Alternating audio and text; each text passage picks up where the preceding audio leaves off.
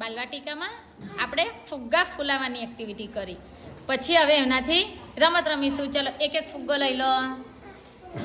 હું કહું ત્યારે બેસવાનું હે કે અહીંથી લઈ લો. હા ચાલો હવે ફુગ્ગા પર બેસીને કોનો પહેલો ફૂટે છે? હવે આવશે ક્રિયાંશી અને રીદા. કેટલા ફુગ્ગા બાકી છે? છેલ્લા 2 ફુગ્ગા રહ્યા છે. ચાલો એક્ટિવિટી. કોણ હારા કોણ જીતા?